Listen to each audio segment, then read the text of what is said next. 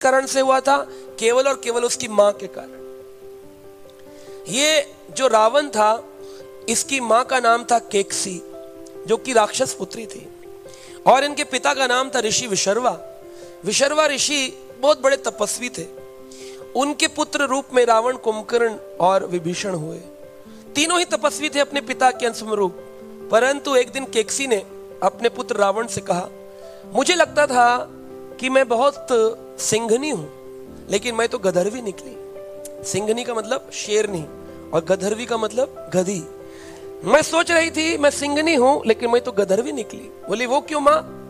कहा वो देखो तुम्हारे पिता विशर्वा की दूसरी पत्नी इड़ा विड़ा का पुत्र कुबेर, देखो कितने आराम से सोने की लंका बनाई है, पुष्पक विमान लेकर के आनंद मगन है, और तुम यहाँ जंगलों में बैठे तपस्या कर रहे हो। क्या पाओगे इस तपस्या से? तुम्हारे पिता ने आज तक क्या पा लिया? इतना भड़का दिया।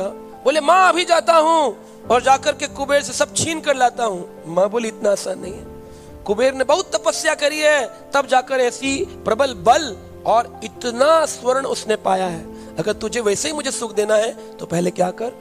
तपस्या कर। लेकिन तपस्या का मोड चेंज हो गया, मूडो चेंज हो गया। ऐसे हम आते हैं भगवान का भजन करने, प्रारंभ में आते हैं संसार के दुखों से पार होने के लिए, धन की कामना से, अर्थ अर्थार्थी ज्ञानी जिज्ञासा, लेकिन यहाँ आ जाते हैं तो फिर चेंज हो जाता है मूड।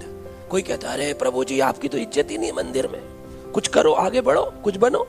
तो फिर कहता है हाँ मुझे कुछ बनना है, मुझे सेवा का लीडर बनाइए, नहीं तो मैं जा रहा हूँ छोड़ के है ना, मैं भी पुस्तक लिखना चाहता हूँ, मैं भी ये करना चाहता हूँ, मैं भी वो करना चाहता हूँ। उसकी चाहत बदल जाती है। तो मूड चेंज नहीं होना चाहिए। भजन में जिस प्रकार आए थे उसी प्रकार अंत काल तक रहे, तो फिर भगवान के धाम में प्रवेश पा सकते हैं। एक बार एक व्यक्ति था, वह बिहार से, गांव से निकला और दिल्ली शहर में आया नौकरी कर। वो रोज दोपहर के लंच टाइम में 2 बजे प्रवेश पाता था, अपने कक्ष में जाता था और वापस आता था। जब जुड़ा था तो वर्कर था। एक समय पर वह डायरेक्टर बन गया कंपनी का, मेहनत करते 40 साल गुजर गए। एक दिन उसके कुछ लोगों ने शिकायत कर दी मालिक से, कहा ये डायरेक्टर तो बना है लेकिन इसने कंपनी का बहुत पैसा लूट लिया। कहा वो कैसे कर? हर रोज दोपहर में जाता है, इसके कक्ष में बक्से रखे, उनमें पैसा भरा हुआ है, जाइए ढूंढिए। तो मालिक आया पुलिस को लेकर और 2 बजे उसको पकड़ लिया। पकड़ा तो जब दरवाजा खोला, वो अपना बक्सा खोलकर बैठा था। खोजा, कक्ष में 1 भी रुपया नहीं मिला। कहा कहां जमा किया है बताओ? कहा कुछ नहीं है। कि तुम पिछले 40 साल से हर रोज यहाँ क्यों आते हो इस कक्ष में दोपहर के समय? ना खाना है ना कोई है, अकेले हो, शादी भी नहीं की है।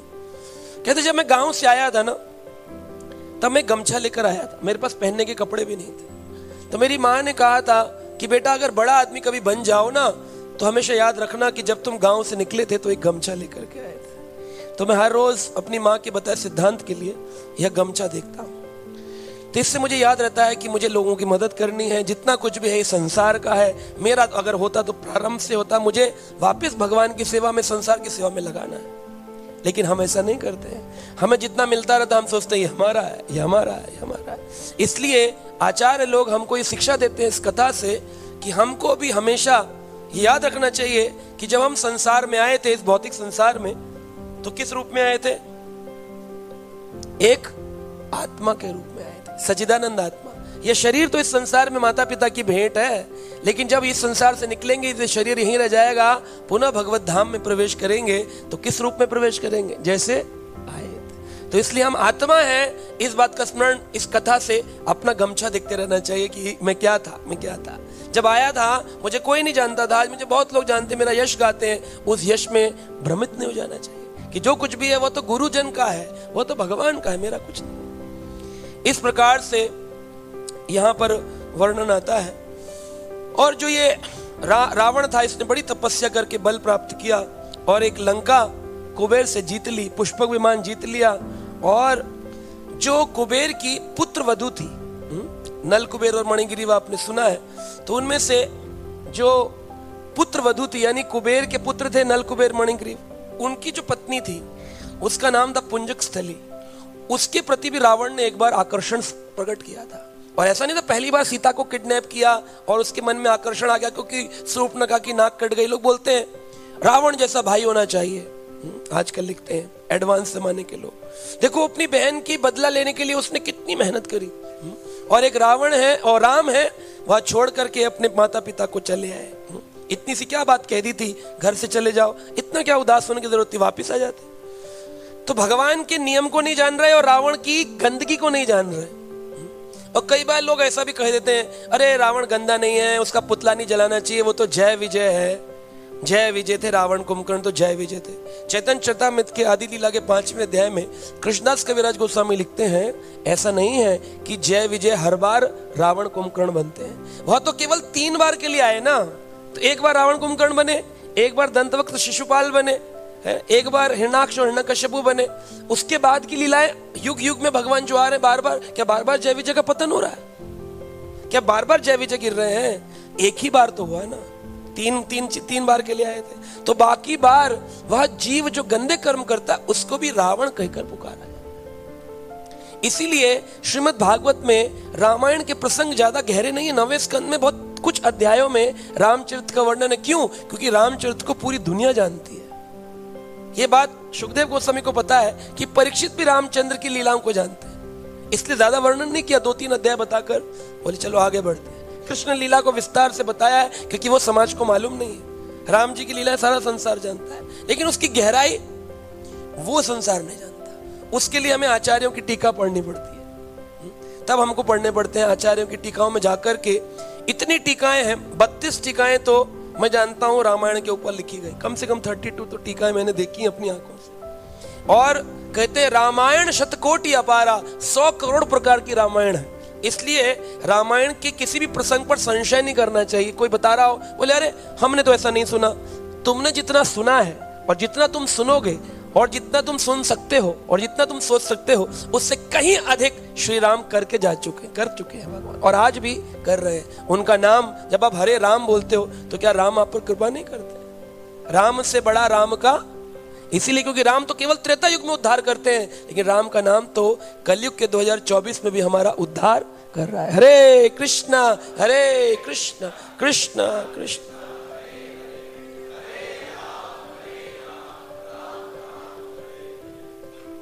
तो इस प्रकार कहते हैं कि यह युद्ध की समय आया और रावण का उद्धार करने के लिए भगवान राम ने राम सेतु पर चल करके उस पार लंका पहुंच गए भगवान राम, और वहां जाकर के प्लान किया कि अब हम इसको मारेंगे। और इस प्रकार से मेघनाथ जो था उसने भी रावण को समझाया था, मेघनाथ ते ही अवसर आओ, कहे बहु काय पिता समझाओ।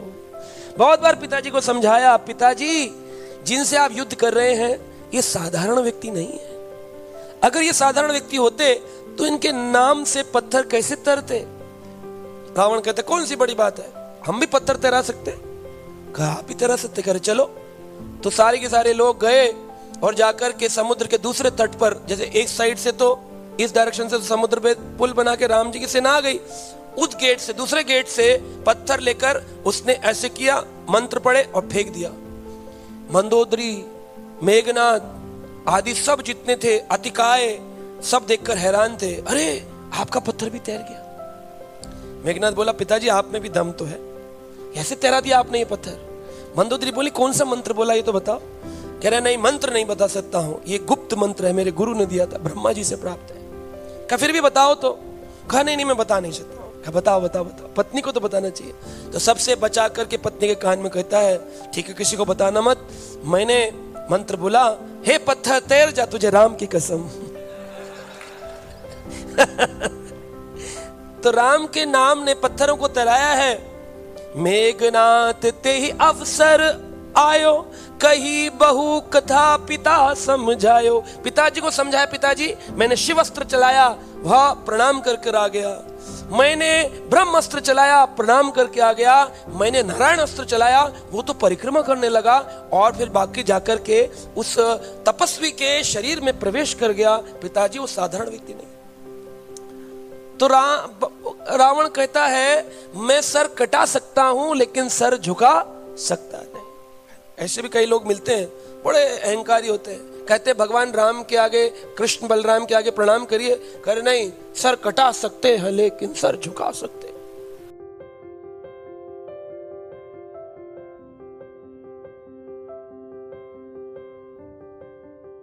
Subscribe now and press the bell icon. Never miss an update.